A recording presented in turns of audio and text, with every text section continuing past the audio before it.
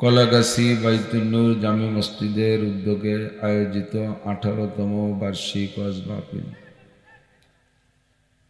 অধ্যকার মাহফিলের সম্মানিত সভাপতি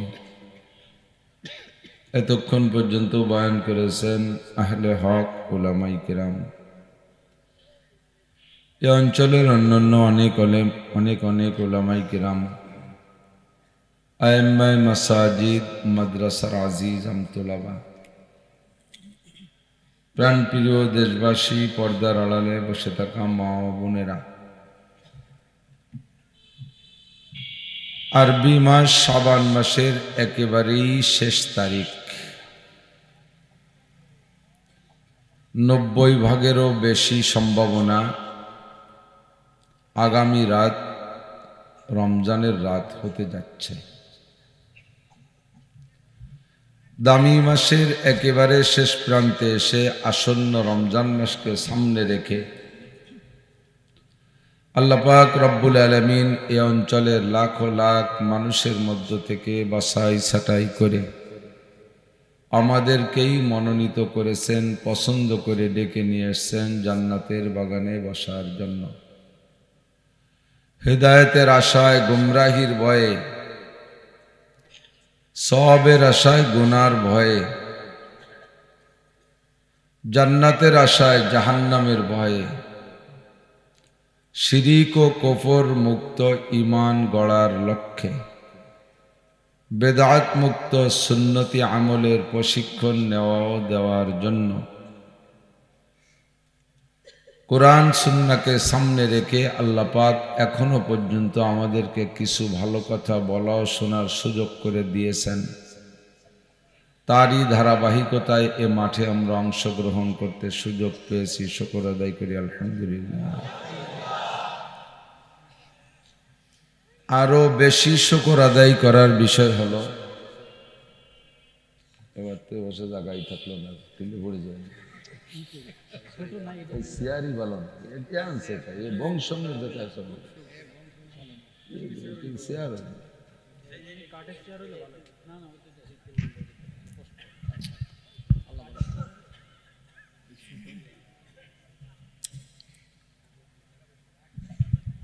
আগের চেয়ে মুরব্বীরা সাক্ষী দিতে পারবে, ছোটরা জানবে না। আগে দেশে এত মাহফিল হতো না। আমাদের ছোটবেলায় যা দেখেছি, মুরব্বীরা আরো বেশি দেখেছেন। বড় বড় মাদ্রাসায় মাহফিল হতো। এপাশে ছোটপা মাদ্রাসা, চন্দ্রদিঘলিয়া মাদ্রাসা, গহরডাঙ্গা মাদ্রাসা, বড় বড় মাদ্রাসায় মাহফিল হতো পীর সাহেবদের দরবারে। সেখানে বিভিন্নভাবেই লোকজন দূর দূর থেকে যাইতো কষ্ট ক্লান্ত করে। বেশি হতো জারি যাত্রা, করসা, গাজীর গান, গুণযাত্রা। এই কুযাত্রা যথেষ্ট ছিল, প্রচুর মানুষ হতো। আমরা যখন ওয়াজের ময়দানে আসলাম আজ থেকে 30 বছর আগে, তো আরে লোক পাইতাম না, লম্বা একটা শ্বাস ছাড়তাম। পাশে দেখে আসলাম কীর্তন গানে কত মানুষ, হিন্দুদের অনুষ্ঠানে কত মানুষ, মুসলিম বয়াতি কিবরিয়া সাহেবের জারি গানের মাঠে কত মানুষ। ওয়াজের মাঠে মানুষ নেই, এগুলো একটা আফসোস করত। এখন আলহামদুলিল্লাহ এই হাইটা, এই শ্বাসটা পাল্টে গেছে। এখন বয়াতিরা দুঃখের সাথে কয়, গানের মাঠে মানুষ নাই, সব মানুষ ওয়াজের মাঠে চলে গেছে। কন্যা আলহামদুলিল্লাহ। আমাদের এ পাশে জামাতে ইসলামের বক্তা জনাব মুফতি আমির হামজা সাহেব আসছে, ও পাশে কাশীকুন্না কোথায়। আবার এই পাশেও নিকটে আর একটা মাহফিল আছে। তো এই নগদে লোহাগাড়ার এই টুকির ভিতরে 3টে মাহফিল হওয়ার পরে এই জায়গা যে আজকে মানুষ হবে তো ভাবতেই পারিনি। এই জন্য ওরা হাই ছাড়তেছে, গানের মাঠে মানুষ নাই, সব ওয়াজের মাঠে চলে গেছে। 4-5 বছর আগে আমি ফরিদপুরের সরভদ্রাসন একটা থানা আছে, ওখানে মাহফিল করে বেরোয় আসছি, রাত 1টার দিকে আসছি। এরকম বড় একটা প্যান্ডেল, কিন্তু দূরের থেকে আমি গানের আওয়াজ শুনতেছি, খুব ঝাঁকানাকা গান, সংঘবদ্ধ কণ্ঠে 4-5 জন একসাথে গাইতেছে। আমার মাঠে এরকম ইচ্ছে বেশি লোক সেখানে মাহফিল করে আসছে। তো যেই মাত্র যাদেরকে ওয়াজ করলাম মাত্র 2 থেকে 3 কিলোমিটার দূরে, তারা কি আবার ওয়াজ শোনার পরে ওখানে গান শুনতে গেল? এত মানুষ এই জায়গা মাঠের ভিতরে পদ্মার স্বরে, এ জায়গা কারা গান শোনে? এ গানটা কোথায় হয়? বলতে বলতে আমার গাড়িটা গানের প্যান্ডেলের গেটের সামনে দিয়ে রাস্তা, ওখান দিয়ে চলছি। তো গেট দিয়ে উকি মারি গাড়ি ড্রাইভারের বলে একটু দাঁড়া দিয়ে দেখি জায়গা কি পরিমাণ মানুষ, গানের যে আওয়াজটা আছে তো লাখখানিক শ্রোতা হওয়া দরকার। একেবারে আল্লাহর কসম 4-5 জন ওরা যারা গান গাচ্ছে ওই কয়জন ছাড়া সামনে একটা শ্রোতাও নেই, পুরো মাঠ ফাঁকা। এরম বড় প্যান্ডেল, 3-4 কুত্তো গেটে বসা, পাশে একটা চার দোকান খোলা। আমি ওরা জিজ্ঞেস করলাম কি ব্যাপারে, কুত্তগুলো কয়েনতেছে? কয়েকদূর কুত্ত বয়া থেকে সাথে আইছে, নাহলে ও থাকতো না।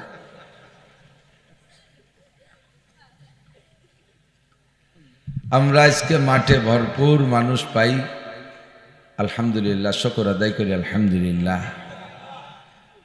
কাজেই আমি দেশের জনগণকে আমরা দোষ দিতে পারবো না যে মানুষ ইমানদার না, মানুষ বেঈমান হয়ে গেছে। বেঈমান হলে তো শুনতে আসতো না। আপনারা ইমানদার, আপনারা জান্নাতি, জান্নাতে আমরাই যাব, বলেন আমিন। বিশ্বাস আছে না? তো মুসলমান জান্নাতে যাবে নাকি হরিপদ, নইলে ঋষি, গৌর গোবিন্দ, ব্যানার্জি, চ্যাটার্জি, ভট্টাচার্যরা জান্নাতে যাবে? জান্নাতে কারা যাবে? মুসলমান। ভয় পান? গরু জবাই দিতে ভয় পান, তাই বলে কি একটিও ভয় পান? জান্নাতে যাবে কারা? মুসলমানই জান্নাত। ধর্ম বলতে একমাত্র ইসলাম। জোর হলো না? ইন্নাদ-দীনা ইনদাল্লাহিল ইসলাম। আল্লাহ পাক কোরআনে কারিমের ভিতরে এমন তাকিদি শব্দ দিয়ে বলেছেন, ধর্ম বলতে অন্য কোন ধর্ম আল্লাহর কাছে গ্রহণযোগ্যতা রাখে না, ধর্ম একমাত্র ইসলাম। ঠিক কিনা? আমাদের জাতির পিতা, মুসলিম জাতির পিতা ইব্রাহিম খলিলুল্লাহ আলাইহিস সালাতু ওয়াস সালাম, আল্লাহ পাক বলেন ইন্নাদ-দীনা ইনদাল্লাহিল ইসলাম, তোমাদের ধর্ম ইসলাম। ওয়াসাম্মাকুমুল মুসলিমিন মিল্লাত আবিকুম ইব্রাহিম হুয়া সাম্মাকুমুল মুসলিমিন, তোমাদের জাতির পিতা ইব্রাহিম আলাইহিস সালাতু ওয়াস সালাম তোমাদের নামকরণ করে গেছে ইব্রাহিম আলাইহিস সালাতু ওয়াস সালাম।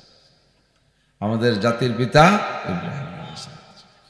আল্লাহ পাক আমাদের সকলকে সম্মিলিতভাবে পিতাজি ইব্রাহিম আলাইহিস সালাতু ওয়াস সালাম, রূহানি পিতা মুহাম্মদুর রাসূলুল্লাহ সাল্লাল্লাহু আলাইহি ওয়াসাল্লামের সাথে, আদি পিতা আদম আলাইহিস সালাতু ওয়াস সালামের সাথে এবং আমাদের মাদের সাথে আমাদের সকলকে সম্মিলিতভাবে জান্নাতে যাওয়ার নসিব করে বলি আমিন। দুনিয়ায় এখন হাজার হাজার লক্ষ লক্ষ ঘর, কত বিল্ডিং, কত দামি দামি ঘর, কত বিল্ডিং। বাংলাদেশে অনেক দামি দামি বিল্ডিং আছে। যদি আপনি মুসলমান হয়ে থাকেন তাহলে আপনার মনের তামান্না থাকবে দুনিয়ার কোনো দামি বিল্ডিং দেখব না, আমি জীবনে একটা বার হলেও মক্কায় যে ওই কালো ঘরটা দেখব। আছে নাকি তামান্না? হজে যাবেন কেডা কেডা? মাশাআল্লাহ। ওলাকান্দি যাবেন কেডা কেডা? আর দুজন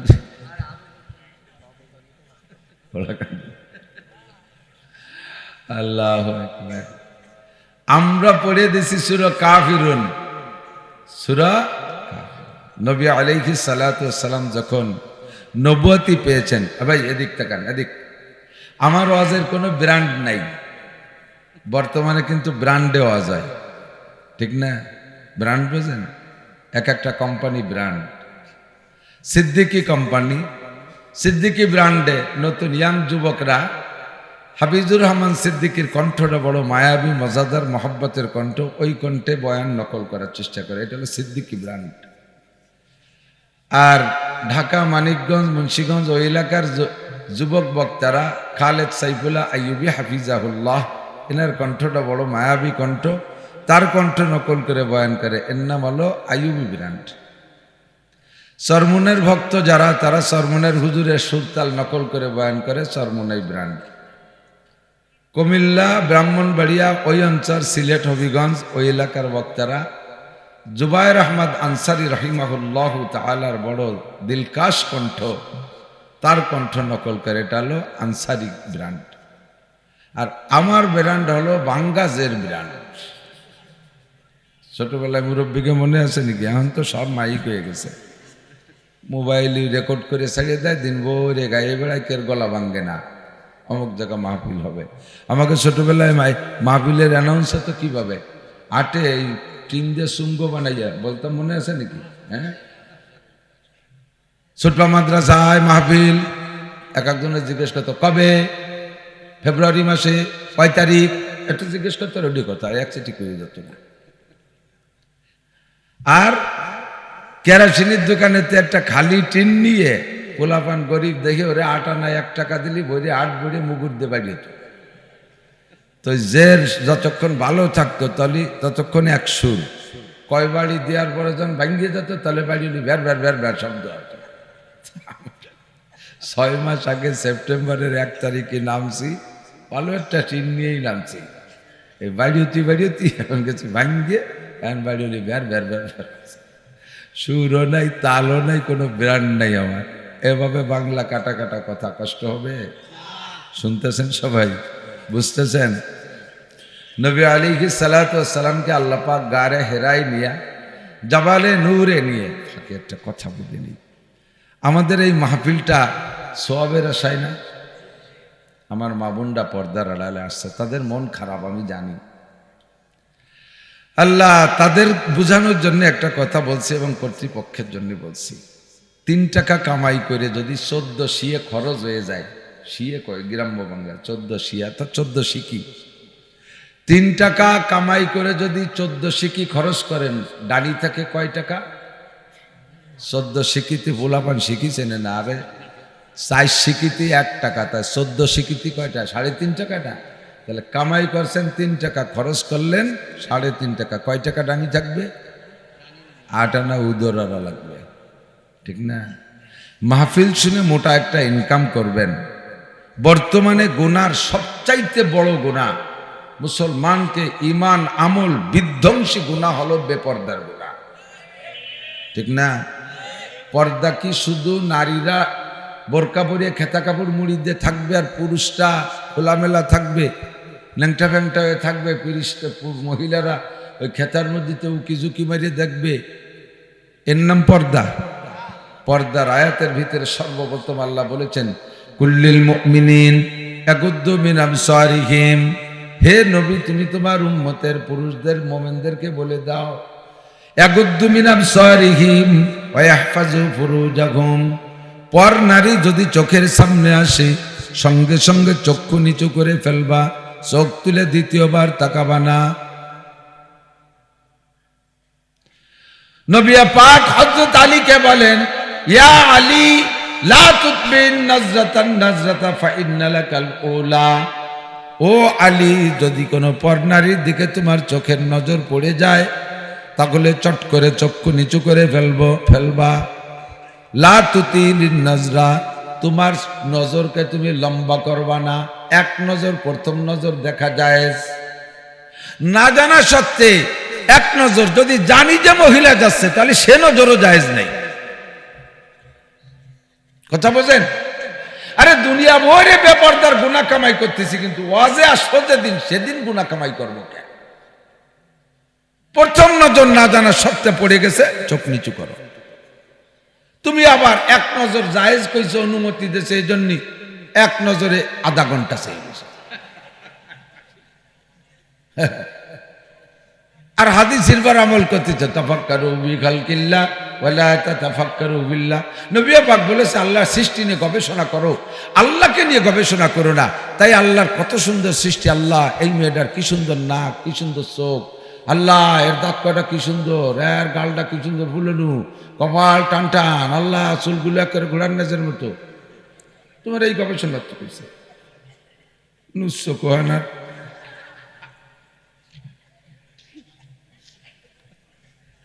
লা তুতবিন নাজরাতান নাজরাতা ফাইন্না লাকাল উলা। প্রথম নজর যদি অতর্কিত পড়ে যায় তাহলে সঙ্গে সঙ্গে গুদ্দু মিন আবসারিহিম, তোমার চক্ষুরে নিচু করে ফেলো। সমস্ত গুনার রাহবার হলো চোখ, কথা কয় না? সমস্ত গুনার পথ প্রদর্শককে। চুরি করব পরের মাল, দেখে পছন্দ হয়েছে তাই চুরি করি। আকামের দিকে চুরির দিকে ডাকছে আমারে চোরে চোখে। একটা মেয়ের সাথে অন্যায় করব, ওই মেয়েটাকে ভালো দেখা গেল, ভালো দেখার পরেই আমাকে সেদিকে টেনে নিয়ে গেল নফসে। এই প্রথম দেখছি আমি চোখ দিয়ে বিদায়, চোখে আমারে সেদিকে টেনে নিছে, গুনার দিকে রাহবারি করলো আমারে চোখে। এমন করে বলতে গেলে রাত হয়ে যাবে। সমস্ত গুনার রাহবার পথ প্রদর্শক হলো চোখ। এই জন্যই হুজুর বলেন, আল্লাহ বলেন গুদ্দু মিন আবসারিহিম, তোমার চক্ষুরে নিচু করো আর শরমগাকে লজ্জাস্থানকে হেফাজত করো। আল্লাহর নবী বলেন, মাইয়াজমাল্লি মা বাইনা লাহিয়াইহি ওয়া মা বাইনা রিজলাইহি আজমাল্লাহুল জান্নাহ। হে আমার প্রাণপ্রিয় যুবক বন্ধুরা, বুড়োকে বাজ আমি করি না, কারণ বুড়োরা এমনি মুনিশি হয়ে গেছে, সাইজ হয়ে গেছে সব বুড়ো, সিংহের মতো শক্তি চাও সব হয়ে গেছে গত। কোনো মতে আজ বেঁচে আছি ভাই খ্যাকশিয়ালের মতো। কোমরে জোর নাই, বাহুতে বল নাই, হাঁটুতে বল নাই, ডায়াবেটিস 28। আকাম কুকাম কোনো কিছুর বল নাই, কাজে কাজে দরবেশ। কথায় এসে যায় বলা লাগে।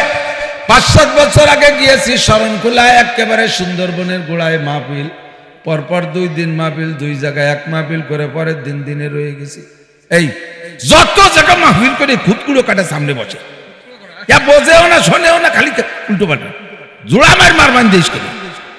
হ্যাঁ আপনি মেরেন না, আমার বক্তব্যে ভরানো বছর লাঠি আইনি আর পিটিন দিস করে। সুন্দরবন মাহফিল আগের রাত মাহফিল করছে, পরের দিনও পরের রাতে মাহফিল আছে। দিনের বেলা চিন্তা করলাম একটু সুন্দরবন দেখে আসি। 8-10 জন নিয়ে সুন্দরবনের মধ্যে ঢুকে গেছি। যাওয়ার আগে তো খুব বাহাদুরি দেখাইছি, যাব সুন্দরবন, যাওয়াই হবে। সুন্দরবন এমনই বন রে মনা, এই করম জল মরম জল এই জায়গা যাই সুন্দরবনের কিছু বোঝা যাবে না। হেতালি বাগান, জঙ্গল, কঠিন জঙ্গল। দিনের বেলা সূর্য আলো পড়ে নাই।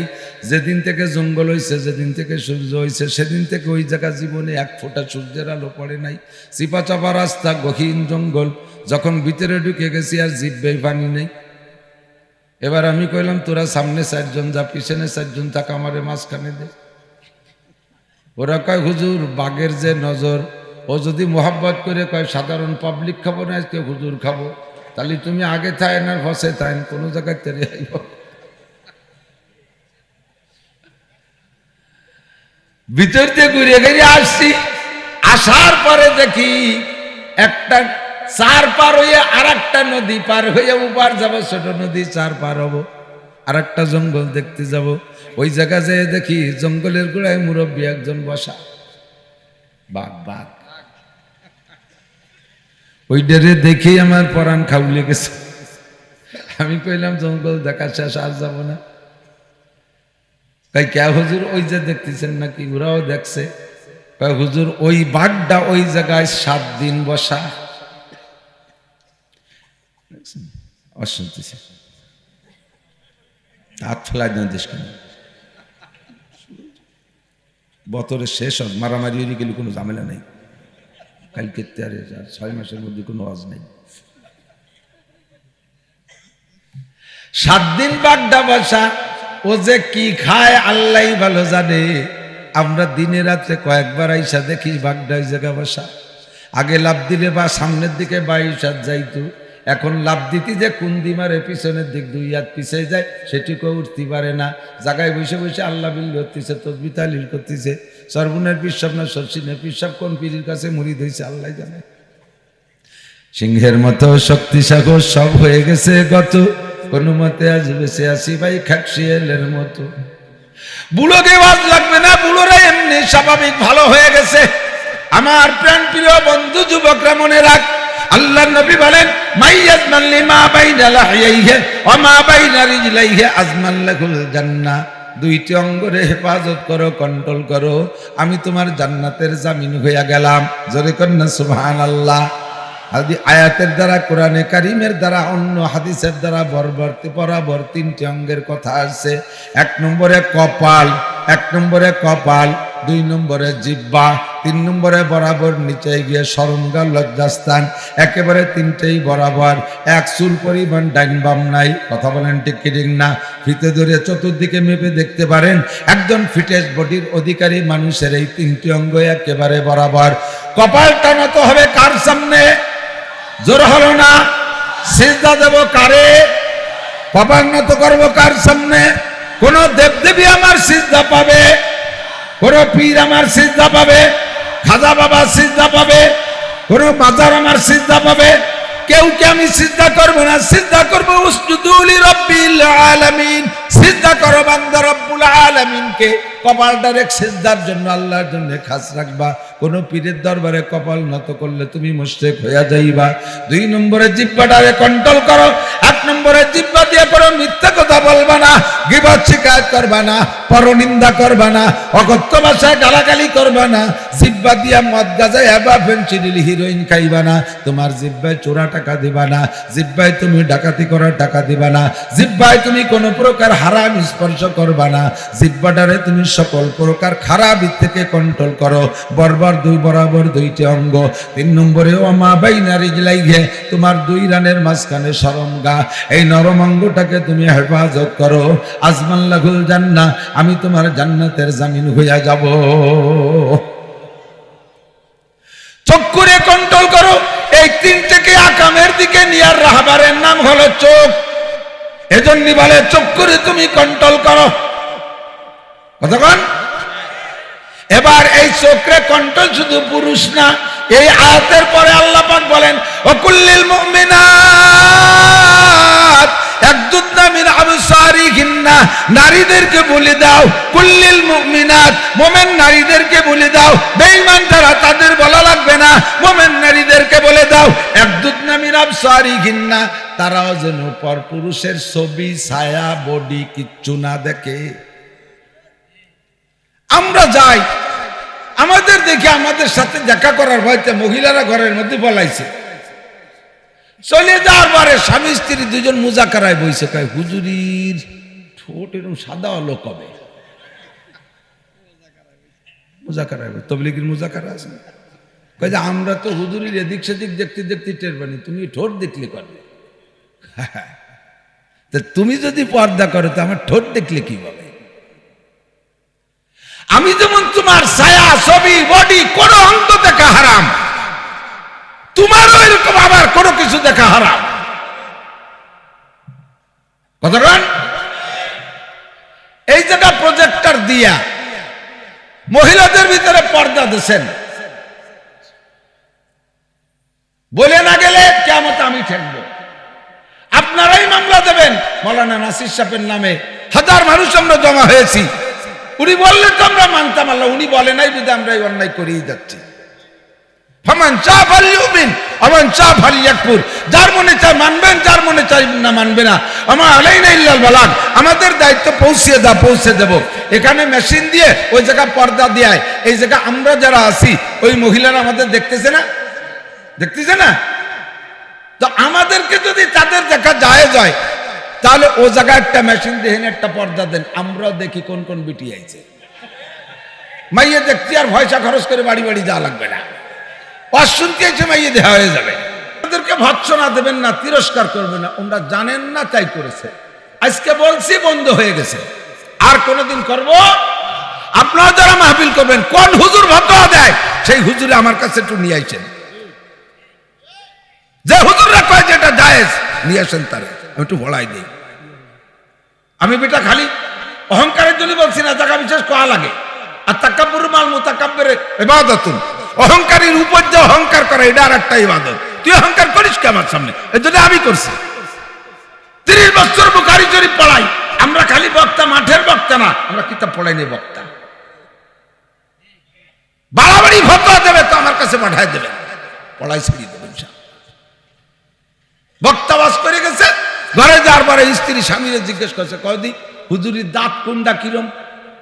ওই যে কি কয় অট্টুক টুক দাঁত, আমি বলছি 6-7 হাত দূরি, অটের বাবু কি তোমরা তো একটুক দাঁত দেখছো, আমরা প্রজেক্টরের পর্দায় একটা দাঁত খেজুর গাছের মতো দেখছি, এর একটা আইডুনু ভেচুনি এরম তা সব দেখছি আমরা। তা তুমি কি গরু কিনতে গেছো যে দাঁত দেহে কিনতে গেছো? গরু কিনতে গেলে দাঁত দেহে কেনে না, যে 2 দাঁতের না 4 দাঁতের? তো হুজুর দাঁত কি দাঁতে নাই, উনি ওয়াজ শুনতে হয়েছে তাই দেখছে। আর আমাকে তো চেহারা ভালো না, আমাকে না দেখলেও না দেখতে পারে, চেহারা আল্লাহ হুজুরকে তো দেখবেই। আর সামনে গুলো করবো না, ঠিক আছে না? 3 টাকা কামাই করে 3.5 টাকা খরচ করা যাবে না। মহিলার আওয়াজ শুনতেছে, 4 দোকান দিয়ে, বাদামের দোকান দিয়ে ঠেলা ধাক্কা খাইয়ে বেড়ায়, একটা ধাক্কা, একটা উমরার সোয়াব। হ্যাঁ, বাজারে আইছে ওয়াজ শুনতে, আইছে বাদাম কিনতে, চানাচুর কিনতে আইছে, পুরুষের কেনের গুতো খালি উমরার সোয়াব না, কবুল হজের সোয়াব। ফাঁসার চামড়া থাকো না বাড়ির ঠেলায়, হিটি সালা বানিয়ে যায়, শস্য তেল মাহাজ যাতে লাঠি স্লিপ করে। নবী আলাইহিস সালাতু ওয়াস সালাম, মনে থাকবে তো ইনশাআল্লাহ? কেউ কোন প্রকারের, এটা আমাদের বিনোদন অনুষ্ঠান না, বিনোদন অনুষ্ঠান না। আমি চোখের সামনে বলে দিয়ে যাব, আমার ভাইরা যারা অনুষ্ঠান করেছেন মাহফিল, যদি এটাকে বিনোদন অনুষ্ঠান মনে করেন তাহলে এর থেকে কোনো ফায়দা পাবেন না। যদি এর ভিতরে ন্যূনতম নিয়তের গলতি থাকে, ফায়দা হবে না। বেশি আশা যার, গ্রাম্য বাংলাকে বাতার মরে তার, গ্রাম্যটা বাংলা আছে না, বড় আশা যার বাতার মরে তার। মাহফিল থেকে যদি অন্য কোনো বড় আশা থাকে, সেদিন সে আশা হয় না, এও ভালো হয় না। আল্লাহর রাস্তায় মানুষের দিন পাবে, হেদায়েত পাবে। এলাকায় মাহফিল কম হয়, বড় বড় মাদ্রাসা নাই। পুরো নড়াইল জেলায় দাওরায়ে হাদিস মাত্র একটা মাদ্রাসা ছিল, লক্ষ্মী পাশা, এখন আর একটা একটু অতি যাচ্ছে। আর আমার গোপালগঞ্জে এক জেলায় 30টা দাওরায়ে হাদিস মাদ্রাসা। গোপালের আড্ডা, 1/3, 3 ভাগের 1 ভাগ ভোটার হিন্দু, তার মধ্যে 30টা দাওরায়ে হাদিস মাদ্রাসা। মাদ্রাসা বেশি থাকার কারণে শিরিক কম, কবর কম, বেদাত কম, কুরসন কম, ফালতু ফালতু এগুলো কোনো কিছু হতে পারে না ধর্মের নামে, আল্লাহর রহমতে। আর যে এলাকায় মাদ্রাসা কম, আলেম ওলামা কম, ওই এলাকার মানুষকে বুঝোই মোটে আনাই যায় না। ওরা পূর্বপুরুষের থেকে যাটুক পাইছে সেটুক করে টাইট করে ধরে বসে থাকে। সহিহ কোরআন হাদিস সামনে দিলে তারা খাইতে চায় না, নিতে চায় না, বড় একটা মুশকিল। এজন্য এখানে মাহফিল করবেন হেদায়েতের আশায়, ইনশাআল্লাহ। এই যে টার্গেট করছেন মসজিদ আর মাদ্রাসা, ও অনায়াসে হয়ে যাবে ইনশাআল্লাহ, অনায়াসে হয়ে যাবে ইনশাআল্লাহ। আল্লাহ তাআলা কবুল করুক, বলেন আমিন। আমাদের ত্রুটি থাকলে আল্লাহ মাফ করে দিক, বলেন আমিন। নবী আলাইহিস সালাতু ওয়াস সালাম, এই খেয়াল, নবী আলাইহিস সালাতু ওয়াস সালাম যখন নবুয়তি পাইলেন, গারে হেরায় যাইয়া নবুয়তি নিয়ে এসেছেন। এবার আল্লাহ পাকের কাছে জিজ্ঞেস করছে, এই কথা হবে না, আল্লাহ পাক আমার কাজ কি? আল্লাহ পাক বলেন, ইয়া আইয়ুহার রাসূলু বাল্লিগ মা উনজিলা ইলাইকা মির রাব্বিক। হে নবী, তোমার রবের পক্ষ থেকে যা পেয়েছো উম্মতের কাছে পাই টু পাই পৌঁছিয়ে দাও, বিন্দু মাত্র কম করতে পারবা না। ফা ইল্লাম তাফআল ফামা বাল্লাগতা রিসালাতাহু। যদি কোনো প্রভাবের ভয়ে, যদি কোনো লজ্জার খাতিরে, লজ্জার কারণে গোপন মাসালাগুলো তুমি বলতে লজ্জা পাইয়া থেমে যাও, আর কোন নেতা নেত্রীর ভয়ে তুমি প্রভাবের চাপে তুমি হক কথাগুলো বলতে যদি তুমি চেপে যাও, তাহলে প্রমাণ হবে ফামা বাল্লাগতা রিসালাতাহু, তুমি তোমার নবুয়তির দায়িত্ব সঠিকভাবে পালন করো নাই। কিয়ামতের ময়দানে আমার কাঠগড়ায় দাঁড়িয়ে তোমাকে জবাব দেওয়া লাগবে, কেন তুমি সব কথাগুলো উম্মতের কাছে পৌঁছাও নাই। ফামা বাল্লাগতা রিসালাতা আল্লাহু ইয়াসিমুকা মিনান নাস। আল হক মুররুন, হক কথা একটু কড়া হয়, হক কথা একটু তিক্ত হয়, কথা বলেন ঠিক না?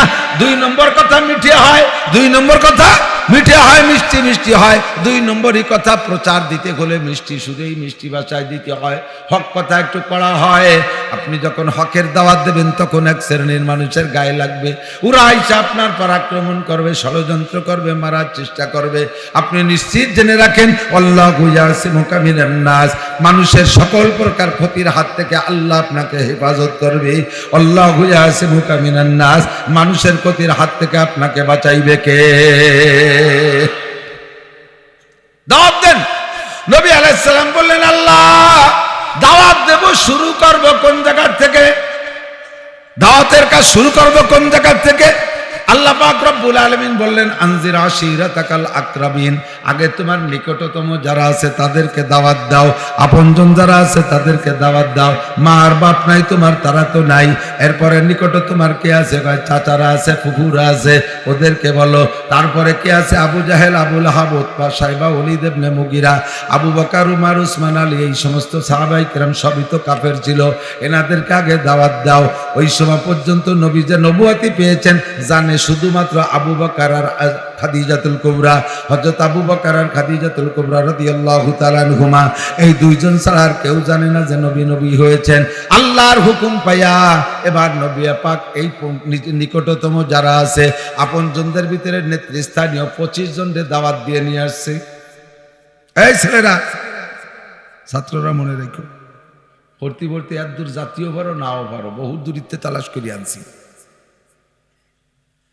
বস্তা বস্তা লাইব্রেরির কিতাব পড়িয়ে গুছাই গাছাইয়া প্লেটে এনে বক্তারা আপনাকে দেয়। আপনারা তো একটু কমে গেলে কি ওয়াজ করলেন। বেশি পছন্দ নালে আছেন আপনি করেন, আমি শুনি। আমাকে এক ভ্যানেলা আছে, আজকে কতি কতি আইছি সে ভ্যানেলা কিসা।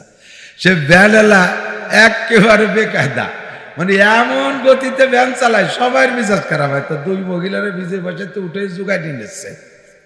মাছ পথে যাইয়া মহিলা দূরে কয় বাড়ি একটু জোরে চালা, ও কথাবার্তা কয় না। খানি করে বাড়ি একটু জোরে চালা, তাও কথা কয় না, ওই একই গতিতে চালায়। খানি করে যাওয়ার পরে কয় কি তুই শুনিস না? ওর নামে কয় তোরা চালা। আমি পারবো না, তোরা চালা। শেষে কয় যে তাই তুই যাবারিস, তাই চালা। বস্তা বস্তা কিতাব থেকে নির্যাত বের করে আনছি। ছাত্ররা মনে রাখবা, বলবা ইনশাল্লাহ আমরা মারা যাওয়ার পরে। এ চেয়ারে বসতেন সুটপার হুজুর, এ চেয়ারে বসতেন সেনাটির হুজুর, এ চেয়ারে বসতেন আলী হাসান সাহেব হুজুর, এ চেয়ারে বসতেন চন্দ্রদিগিলে মোহতাম সাহেব, আব্দুল ওহাব সাহেব, সব চলে গেছে। কাব্বারী মৌতুল কুবারা, বুড়োরা মরি আমাকে বুড়ো বানাইছে। আবার হঠাৎ করে শুনবে একদিন আমার মৃত্যু খবর, কেঁদে কেঁদে আসবে সবাই দিতে শুধু খবর। এখন বাড়ি বসে থাকি মানুষের জ্বালায় ঝালাপালা হয়ে যায়।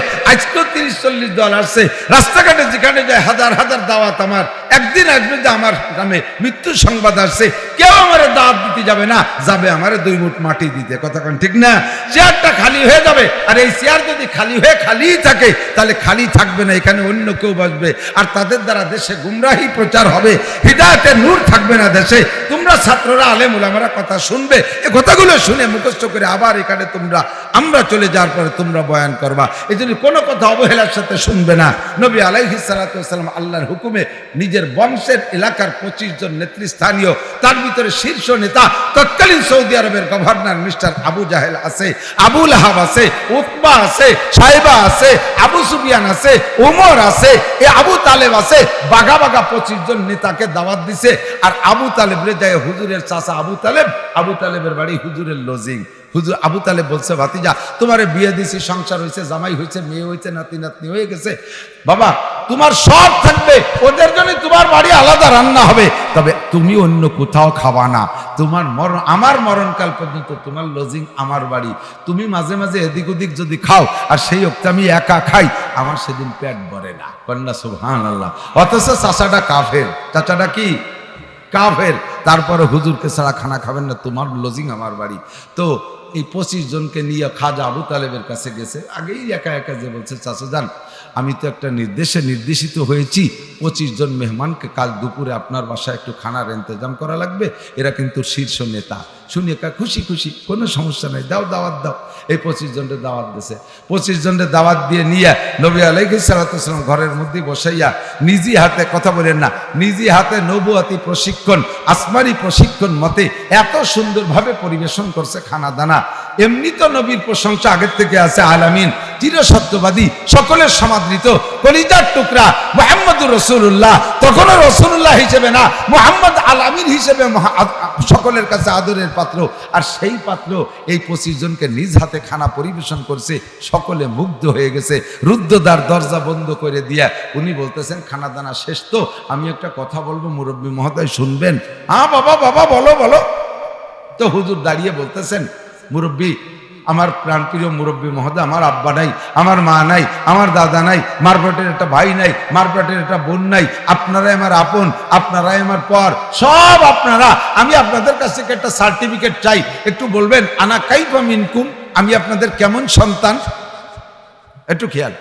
আমি আপনাদের নিয়েছেন অশুনতি, হ্যাঁ এ কথা আর একটা এসে যায়, ওনারও ডিস্টার্ব হচ্ছে, ওরে শোয়াইতে আসেন ভাই। অনেক সময় টুকটা মসজিদে নিয়ে যায়, দেখছেন না, বেশি দিনদারির ঠেলায়। সেদিনকে এক মসজিদে গেছি, একটা রেডিও নিয়ে গেছে, পুরো মসজিদের জামাতে দাঁড়াইছি 5-6 কাতার, সব কাতারের ভিতরে টপ টপ করে যাইয়ে, তারপর ওর বাপজন রুকুতি গেছে, পকেটিতে চকলেট বের করবা খাবি। আশেপাশে দুইজনের তো নজর পড়ে, দুইজন দেশে খেলায় হাইছে, পুরো মসজিদ হাইছে দিছে, লাস্টে ফাইনাল আসা ইমাম সাহেব হাইছে দিছে, নামাজ গোষ্ঠী শুদ্ধ শেষ। 2 বছর আগে ঢাকা এক মসজিদে গেছি, ইমাম সাহেব ওই পড়িয়ে নেটটা নিয়ে গেছে মসজিদে, নিয়ে মেম্বারের পর বসাইতেছে।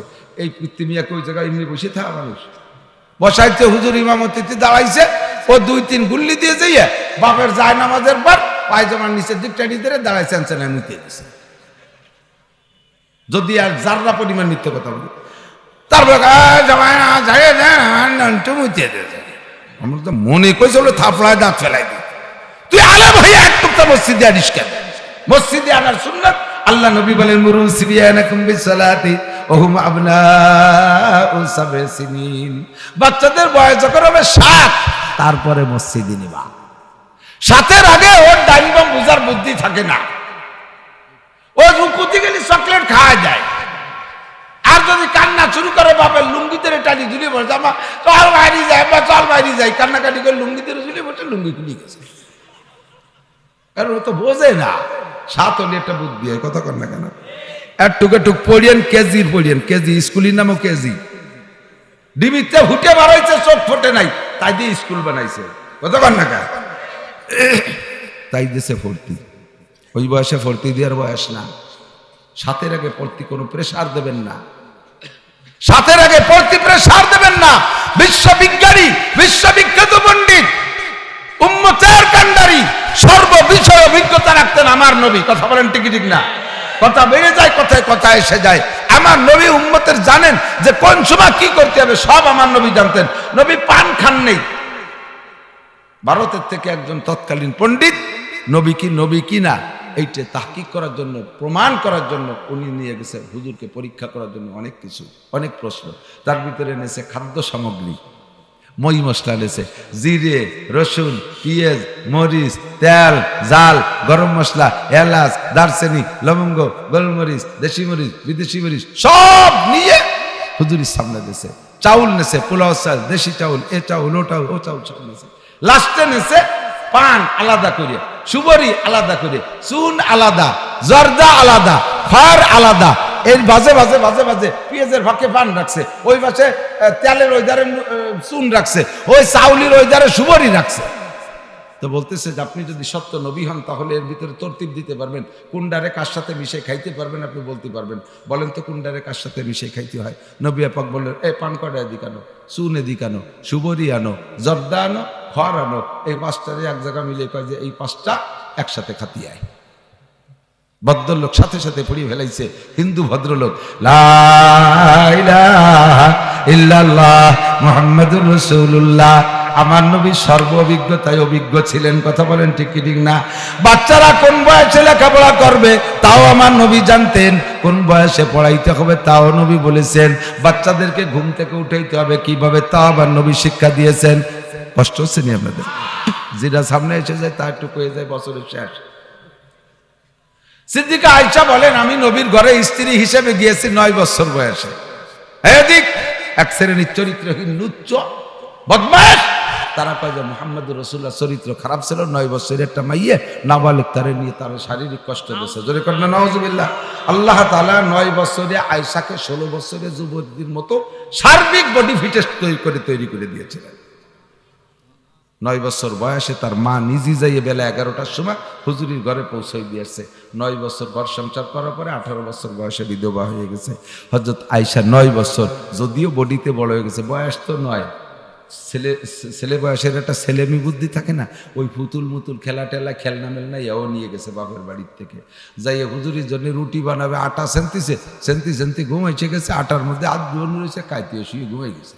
এ রুটি মুটি বানাতে মনে নাই, সজাগ হয়ে দেয় যে হাতের মধ্যে ছাগলে আটা টুকেই দিয়ে চলে গেছে, তা ওটের বাইরে খাইছা ঘুমের ঘুম। শেষ রাত্রি হুজুর যখন ঘুম থেকে উঠতেন, তখন শেষ রাত্রি হুজুর উঠে তাহাজ্জুদ পড়ার জন্য উঠতেন, উঠে আমাকে ডাকতেন মোহাব্বতের সাথে। হুজুর আয়েশাকে আইস করে ডাকতেন। আইস মানে আরাম, শান্তি, প্রশান্তি। ইয়া আইস, ইয়া আইস। কেমন যে মজার আওয়াজ, কেমন মিষ্টি আওয়াজ আমার কানে আসতো। আইসকে হুজুর ডাকতেন। আমার ঘুম ভাঙ্গা ভাঙ্গা ভাব, তারপরে চোখ খুলতে পারতাম না, চোখ কষ। হুজুর আমাকে সজাগ হয়েছি মনে করে বাইরে যে জরুরত চাই অজুবের আইসে দেখে যে আমি আবার ঘুমাই রয়েছি, আবার ডাকতেন ইয়া আইস। ডাকতে আমি না ডাকে যখন উঠতাম না, তখন হুজুর আমার মুখের উপরে হালকা করে হাত ভিজানো পানি ছটকা মারতেন, হালকা করে ছটকা মারতেন। এটা হলো ঘুমতে। আবার কথা কর, তোকে চেয়ার বসতে অট্টুক অট্টুক মানুষ চেয়ার বলছিস, মুরব্বীরা দাঁড়া রয়েছে, ছটকা মারতেন। তখন আমার আস্তে ঘুম ভেঙে যেত। তাতেও যদি ঘুম না ভাঙতো, হুজুর 2 ফোঁটা পানি নিয়ে আমার চোখের 2 কেনিতে ছেড়ে দিতেন। পানি অনায়াসে চোখের মধ্যে চলে যেত, চোখের কষ কেটে যেত, আমি সজাগ হয়ে যেতাম। আমার নবী কত বড় সাহেবে আদর্শ। লাকাদ কানা লাকুম ফি রাসূলিল্লাহি উসওয়াতুন হাসানা। আমার নবীর ভিতরে সর্বক্ষেত্রে গোটা মানব জাতির জন্য উত্তম আদর্শ রয়েছে। কথা বলেন ঠিক ঠিক না? আর আমাদের ছেলেবেলে যদি ঘুমাতে না ওঠে, যাইয়ে লাথিতে উঠে বেড়ায় যায়। আর বাংলা তো গ্রাম্য বাংলা মোটা মোটা 3-4 দিন মানিয়ে দেয়, ঠিক না?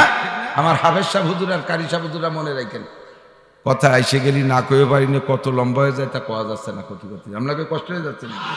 সব শেখেন, এদিক তাকান। হাফেজ সাহেব হুজুর আর কারি সাহেব হুজুররা হেফজখানা কিরাতখানা শেষ রাত্রি বাচ্চারা থাকে ঘুমাইয়া, ছোট ছোট বাচ্চাদের ঘুম বেশি, ওরা ঘুমোয় রয়েছে বিভোর হইয়া। আর মানুষ যখন ঘুমায় তখন তার ভিতরে রুহু থাকে। রুহু একটা মেশিন, এই রুহুটা থাকে। রুহু থাকে তাই তো বেঁচে থাকে। মানুষের বেঁচে থাকা এবং জ্ঞান থাকা দুটের জন্য 2টে জিনিস লাগে। বেঁচে থাকার জন্য রুহু, আর জ্ঞান থাকার জন্য লাগবে নফস। কি লাগবে? নফস। এই নফসটা ঘুমাই গেলে রুহু ভিতরে থাকে, যার কারণে সে বেঁচে থাকে। নফস চলে যায় সফরে। আর নফসের গতি বিদ্যুতের চাইতে দ্রুত গতি। আপনার ঘুম আসছে মাত্র আধা মিনিটের ভিতরে, দেখবেন যে আধা মিনিট ঘুমের ভিতরে, একটু টাইমের ভিতরে আপনার নফস চলে গেছে আমেরিকা। যাই দেখতেছেন যে আমেরিকাতে বহুত ভ্রমণ করছেন, ওখানে প্রায় মাস 3-4-2-4-5 বছরও কেটে গেছে। টাইম কিন্তু আধা মিনিট। এই আধা মিনিটের ভিতরে 4-5-7 বছর আমেরিকা কাটাইয়া জো বাইডেনের মাইয়ে বিয়ে করিয়া সে জায়গায় 4-5টা ছেলে মেয়ে বানায় ফেলাইছে। টাইম আধা মিনিট, ঠিক না? গভীর ঘুমে যখন মানুষ নিমজ্জিত হয়ে যায়, তার নফস ভ্রমণে যায়, যেখানে যায় যা দেখে ওইটাই রুহুর দিকে ব্যাক করে, আর সেইটির নাম হলো স্বপ্ন। এবার বাচ্চারা ঘুমাই গেছে, গভীর ঘুমে নিমজ্জিত, বাচ্চার নফস চলে গেছে আমেরিকা। হুজুর তারা ডাকছে, সে সজাগ হয় না, কান ধরে টাইম দিয়ে উঠাইয়ে থাপ্পড় দুটে দিয়ে পেশাব করিয়া অজু বানায় ও দেখা তালকানা গেছে, কারণ নফস এসে সেট হয়ে পারে না, উশ আসবে কিভাবে? রাতের বেলা আপনাদের ছোট ছোট বাচ্চারা যারা বিছানে পেশাব করে, ট্রাই করেন, আমার এই কথা সত্য না মিথ্যা। ওই ঘুমন্ত অবস্থায় মা বাবা উঠে নিয়ে দৌড়িয়ে প্যান্ট খুলে দিয়ে পেশাব কর, ও তো ঘুমিয়ে কাইতে রয়েছে, প্যান্ট খুলে দিছে, পেশাবও করে দিছে। সকালবেলা আবার এনে শোয়া দিছে। সকালে জিজ্ঞেস করবেন, যাই তোরে রাত্রি বাইরে নিয়ে পেশাব করাছিলেন জানিস? আমি ঘুমিয়ে রয়েছে, আমার বাইরে নিয়ে। ওর নফস এসে সেট হয়ে পারে না, ও যে পেশাব পায়খানা করে তুইছে তাও সেটের বাইরে। কাজেই এই ঘুম থেকে ছেলেদেরকে যদি এভাবে ডেস্কে ঠাস ঠাস করে বাড়ি মারেন, ঘুমের ভিতরেও মনে করবে বোমা পড়তেছে, হঠাৎ করে ঘুম থেকে উঠে তালকানা হয়ে যাবে। ওই ছেলেটার নফস হয়েছে রুহের সাথে সেট হয়ে পারে না। এরপরে যে তার মাথার ভিতরে খারাপ হয়, আজ একটু খারাপ, কাল একটু খারাপ, পশু একটু খারাপ, করতে করতে ব্রেন দুর্বল হয়ে যায়। এরপরে সবক পড়তে পারে না, মুখস্থ করে না। ঘুমের থেকে উঠানোর ব্যাপারে নবী পাকের আদর্শ অনুসরণ করবেন। ধীরে ধীরে ডাকবেন, বাবা ওঠো, জামাল ওঠো, আব্দুর রহমান ওঠো, ওঠো। আস্তে আস্তে করে একটু ঝাঁকি দেবেন, একটু নাড়াচাড়া দেবেন, নফসটা তাড়াতাড়ি যাতে ফ্লাইট করে চলে আসতে পারে, আইসে এর সাথে সেট হবে। এরপরে দেখবেন যে সজাগ হয়ে যাচ্ছে। এই পড়বে যে হুজুর ওঠো, ওঠো। কেন লাথি দিয়ে উঠবেন? কে কান্দুরি টানি উঠবেন? কে ঠাস ঠাস করে বাড়ি দিয়ে উঠবেন? কে ছেলেগুলোরে ধ্বংস করে দিচ্ছেন। কথা মনে রাখতে হবে, কথা কোন ঠিক না? আমি কি অপ্রয়োজনীয় কথা বলছি? এরকম জরুরি কথা দরকার আছে না নাই? সব জায়গায় ঝামেলা। ছোট্ট ছোট্ট একটু পড়েন, 3 বছর 4 বছর চোখ ফুটে পারে নাই, তাই দিয়ে খুলছে কেজি স্কুল, বই দিয়েছে 11 খান। ও বইয়ে নিয়ে আর বল আছে শেষে 1 দিন 2 দিন যে হাবাইকে যাবো না, 2 দিন কামাই দিয়েছে, মাস্টাররা এসে বাড়ি এসে জিজ্ঞেস করে ভাবি এরা গেল না কা? ওই যে ছোট মানুষ তো 10-12 খান বই নিয়ে জাতি হাফাই গেছে, কষ্ট হয়ে যাবে না। তাহলে আপনারা আগজ দিন। এই আগজ দিতে শুরু হয়েছে কেজি স্কুলই, মাও ফলবে, সেই বাচ্চাও পড়বে, বাচ্চারা স্কুলই পড়বে, মারা গাছতলা বসে বসে ভাবি সম্মেলন, কিচ্ছু না, বসে বসে যত পচা দরবার। 4-5 জন 3 বেটি যেখানে কলকাতা সেখানে, কথা কন না কেন? আগের বাংলা ছিল 3 বেটি যেখানে কলকাতা সেখানে, আর এখন প্রত্যেকের রাতে শোয়া হাতে একটা মাল নিয়ে যায়, যাইয়ে বসে ওর ভিতরে দেশের সমস্ত কিছু দেখে, আর বসে বসে যত পচা দরবার এগুলো। ভাবি আপা তো সাউরি কেমন? আস্ত শুননি, ছেলেকে বাচ্চাকে যে স্কুলে ভর্তি দিয়ে ওনরা এখানে ক্লাস করতেছে। তো শ্বশুর তোটা বুড়ো শয়তান। ভাইজান কেমন? আস্ত আবাল দামলা দামলা আর দামলা। দেওর ও তো একটা নুস্য, পুরো ফ্যামিলির কারগুজারি শুনেছে, আর ওদের বাচ্চারা করতেছে 3, 4, 5 বছর 6 বছর যাইতে যাইতে ওর মেয়ে ব্রেন গেছে হিট হইয়া, ও যদি একবার ব্রেক করে পড়বো না, তাহলে আর জীবনও পড়াতে পারবেন না। মানুষের প্রথম সন্তানদের বেশি লেখাপড়া করার জন্য পাগল হয়ে যান, পাগলামি করবেন না। আমাকে হুজুররাও টুকটা নিয়ে আসে, 3 বছর 4 বছরের তাই নিকা, হুজুর আমার এটি আর রহমান ছিল মুখস্থ করছে, একটু শুনবেন? আমি দিয়ে দেব, আর রহমান মুখস্থ করাইছিস কই বয়সে? ওর কি আর রহমান মুখস্থ করা বয়স হয়েছে? হ্যাঁ, ওর ব্রেনের পর কি চাপ দিছিস? ও মনে করছে আমার কাছে প্রশংসা পাবে আর কিছু আদিয়াটা দিয়ে পাবে, ধমক দিয়ে উড়াই দিই। ওর আর রহমান মুখস্থ করার বয়স হয়নি, 7-এর পরে মুখস্থ করবে। আমার ছেলেটা হুজুর ইংরেজিতে সব পারে, কেন এত তা পড়াইছে তোর ওই বয়সে? ওর ব্রেন হিট হয়ে গেলে সময় মতো কিচ্ছু পড়বে না। দেখা গেল 16-17 বছর বয়সে যাইয়া আল্লাহ রহমতে গাঁজা খেয়ে বেড়াচ্ছে, মোটরসাইকেল দিয়ে ফাঙ্কু দিয়ে বেড়াচ্ছে। তোর সেই ছেলেটা ওই যে ছোট দিনে থাকতে ইংরেজিতে সব কইতে পারতো, ওটা এখন কি পারে? হুজুর শেষ শেষ, সর্বনাশ করে দিছো, গোড়াইতে মাইজি দিছো, মাইজ মরি গেছে, ওর মাইজ মরি গেছে। কথা এসে গেল, বলে গেলাম। ছোট ছোট পোলাপান 7-এর আগে কেউ মসজিদে নেবেন না, 7-এর আগে মসজিদে নেবেন না, 7 পড়বে মসজিদে নেবেন। এবার নেবেন কতদিন? নবী পাক বলেন মুরু সিবিয়ানাকুম বিসসালাতি ওয়া হুম আবনাউ 7 সিনিন, বাচ্চাদের বয়স যখন হবে 7 তখন তাদেরকে নামাজের প্রশিক্ষণ দিবা, লেখাপড়ার কথা তখন তাদেরকে বলবা, স্কুলে তখন ভর্তি করবা, মাদ্রাসায় তখন ভর্তি করবা, মসজিদে তখন নিবা, নামাজের প্রশিক্ষণ দিবা, কোরআন পড়ানোর চেষ্টা করবা, আলিফ বে তখন তারে পড়াইবা, এবিসিডি পড়াইলে তখন তারে 7-এর পরে পড়াইবা, পড়াইতে পড়াইতে পড়াইতে পড়াইতে আস্তে আস্তে প্রশিক্ষণ দিতে দিতে যখন তার বয়স হবে 10, ওয়াজরিবুহুম আলাইহা ওয়া হুম আবনাউ 10 সিনিন। এবার বাচ্চাদের বয়স যখন হবে 10 বছর পুরার পরে যদি একটা ওয়াক্ত নামাজ কাজা করে, এ আমার আব্বারা মনে রাখবা, সন্তানের বয়স 10-এর উপরে যাওয়ার পরে, ছেলে হোক আর মেয়ে হোক, 10 বছর পুরার পরে একদিন বেশি হইছে, ওই দিন সে এক ওয়াক্ত নামাজ কাজা করছে, ওরে ওই সময় একটা পিটান দিয়ে আব্বা আমার জন্য ওয়াজিব। আল্লাহ নবী কো ওয়াজরিবুহুম আলাইহা, তারা নামাজের জন্য পিটান দাও। ধরে বলেন নামাজের জন্য, নামাজের জন্য পিটান দিতে বিশ্বনবী বলেছেন।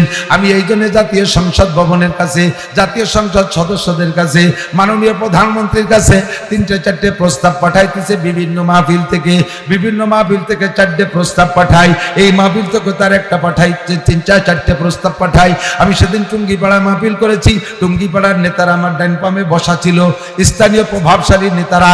বললাম যে আমরা মৌলবীরা তো সংসদ ভবনে ঢুকতে কোনো দরজা খুঁজে পাচ্ছি না, আমাদের তো কোনো লাইন নাই সংসদে যাওয়া, তোমরা যাও নেত্রীর সাথে কথা বলো। আমাদের গোটা বাংলাদেশের 16 কোটি মুসলমানদের পক্ষ থেকে 4টি দাবি আমি সব জায়গা থেকে সংগ্রহ করেছি, একমত 4টে দাবির সাথে সমস্ত মুসলমান। আমরা যাইতে পারি না, নেত্রীর সাথে কথা বলতে পারি না, 4টে প্রস্তাব নেত্রীর কাছে পৌঁছাইয়া দাও। এই 4টে প্রস্তাব যদি জাতীয় সংসদ থেকে বিল আকারে পাশ করে, আমি জাতীয় বাংলাদেশ আওয়ামী লীগ সরকারের পক্ষ থেকে দায়িত্ব নিলাম, ইনশাআল্লাহ বাংলাদেশের 1000 বক্তা আছে, 1000 বক্তাকে দিয়ে আমি নৌকার পক্ষে নির্বাচন করাইবো, 1000 বক্তাকে দিয়ে আমি নৌকার পক্ষে স্লোগান দিয়াবো, মাঠের ময়দানের ভিতরে নৌকার পক্ষে বয়ান করবে, এগেনস্টে কোনো দলই থাকবে না। মাত্র 4টে দাবি মাননীয় প্রধানমন্ত্রীর কাছে পৌঁছাও। 1 নম্বরে জাতীয় সংসদ থেকে নামাজটাকে বিল আকারে পাশ করা হোক। তারা বোঝেন নাই? সংসদ থেকে নামাজকে পাশ করে দেওয়া হবে, নামাজ বাধ্যতামূলক পড়িতেই কারা কারা পক্ষে? আমি বলবো নামাজের বিল আপনার বলে সংসদে পাস হোক, নামাজের বিল, নামাজের বিল, পর্দার বিল, পর্দার বিল, যাকাতের বিল, কাদিয়ানীদের কাফের ঘোষণার বিল, নারায়ে তাকবীর। একমত? বলেন আমি রাজনীতি ঠিক মতো করছি কিনা? এই 4 দাবি পালন করলে 13 দফা 14 দফা সব দফায় এক দফার মধ্যে দফা ছাড়া, ঠিক না? বিল করে পাশ করে নামাজ আদায় করে নেন পিটাইয়া। ভাই নামাজ কি পিটাই ফলানো যায়? শরিয়া থেকে পিটে আছে। আল্লাহ কইছে লা ইকরাহা ফিদ্দিন, ধর্মের মধ্যে করে জবরদস্তি নাই। কে বলছে ধর্মের মধ্যে জবরদস্তি নাই? নবী পাক নিজে বলেছেন ওয়াজরিবুহুম আলাইহা ওয়া হুম আবলা 10 সিনিন, বাচ্চাদেরকে 10 বছর পার হওয়ার পরে যদি নামাজ না পড়ে তাহলে পিটান দাও। এই দেশের যুবক যুবতী যারা নামাজ না পড়ে এদের উপরে যদি সরকার আইন করে দেয় এক ওয়াক্ত নামাজ কাজা করলে 3 দিন জেল, কয় দিন? আর পাছায় তুলে 3-3টে বাড়ি। সুবহানাল্লাহ। এই 3 বাড়ি 3 দিন জেল, এভাবে গোটা 10-15 ছেলে মেয়ে পার্কের থেকে ওই যে বসে বসে তসবিহ টিপতেছে গাছতলা বসে বসে, ওইতে উঠোই নিয়ে যদি ভাষায় তুলে 3 বাড়ি দেয় আর 3 দিন জেলে আটকায়, একেবারে কসম দিয়ে বলতে বাধ্য বাংলাদেশে একটাও বেনামাজি থাকবে না। কতক্ষণ? বেশি বাড়ি বাড়ি লাগবে না, 10-12 বাড়ি বাড়ি দিয়ে তারপরে শুধু এইটা ভাইরাল করে দেবে যে হাফ পিটিয়ান শুরু হয়ে গেছে, আর্মি নেমে গেছে, ঠিক না? আল্লাহু আকবার, আল্লাহু আকবার। মাননীয় এরশাদ সাহেব প্রমাণ করে দিয়ে গেছে। মরে আছে মুরব্বীরা?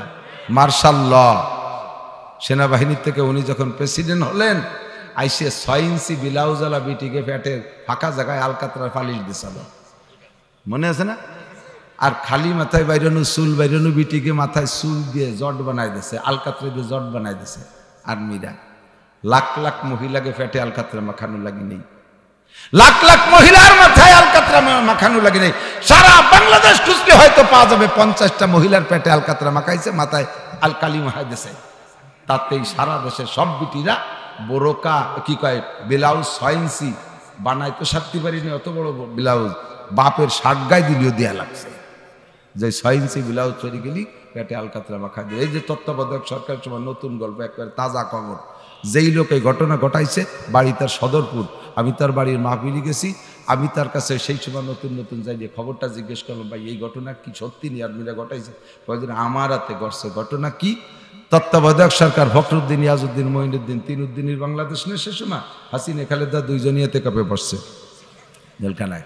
তো ওই সময় 3 উদ্দিনের বাংলাদেশ, সেই সময় হুকুম ছিল এক রিক্সায় 3 জন উঠতে পারবে না, মনে আছে নাকি?